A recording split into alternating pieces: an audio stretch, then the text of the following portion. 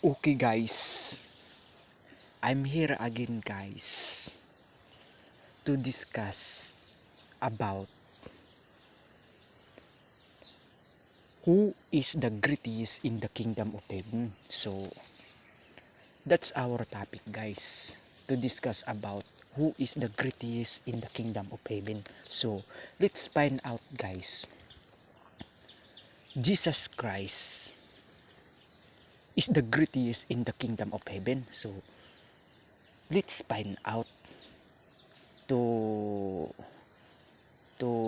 justify, to verify, to identify Jesus Christ is the greatest in the kingdom of heaven. So let's read guys here in Matthew chapter 18 verse 1 up to verse 5. Okay guys, listen, because this teaching guys, this teaching help you to understand Jesus Christ is the greatest in the kingdom of heaven. So let's find out.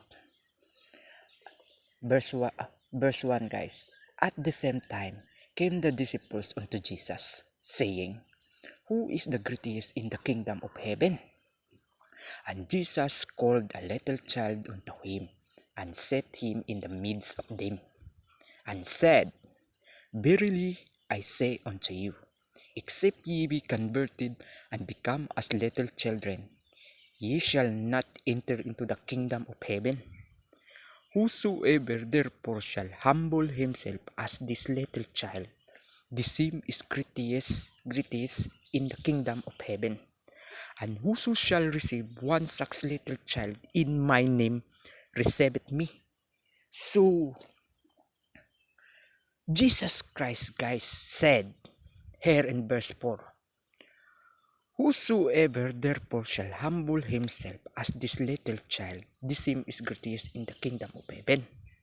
And verse 5 guys, and whoso shall receive one such little child in my name, receive it me. So meaning to see guys, if you receive or if you accept this little child in the name of Jesus Christ, you receive, you accepted Jesus Christ is the greatest in the kingdom of heaven, because absolutely, definitely, truly, Jesus Christ compare himself as a child. So meaning to say, this little child, if you accept and receive this little child in the name of Jesus Christ, you receive, you accepted Jesus Christ is the greatest in the kingdom of heaven, because Jesus Christ absolutely, definitely, truly compare himself as a child. Jesus Christ did not mention the Father, guys, because Jesus Christ and the Father are one. So let's proceed on John chapter 14 verse 9 guys, verse 8 guys. Apostle Phillips asked permission to my Lord God Father Jesus Christ to show the Father, and my Lord God Father Jesus Christ replied to Apostle Philip. So let's proceed. John 14 verse 8. Okay guys, here we are in John chapter 14 verse 8. Apostle Philip asked permission to my Lord God Father Jesus Christ to show the Father, and Jesus Christ replied to him.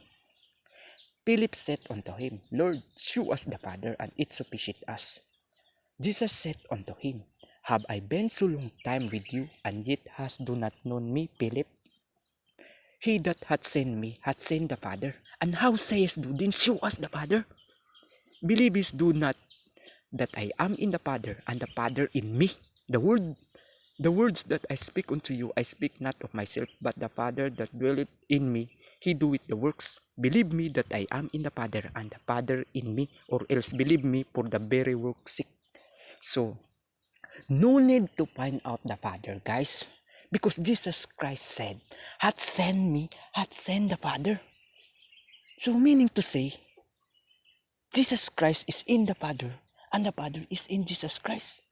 So, no need to find out the Father, guys. So, it means, if you found Jesus Christ, you found that everlasting Father, because Jesus Christ is in the Father, and the Father is in Jesus Christ.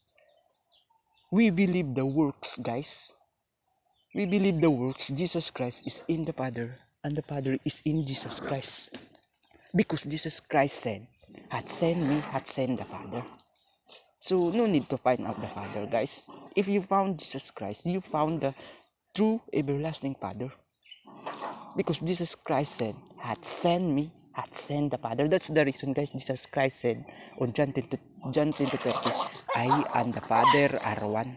So, meaning to say, Jesus Christ is the greatest in the kingdom of heaven because Jesus Christ and the Father are one.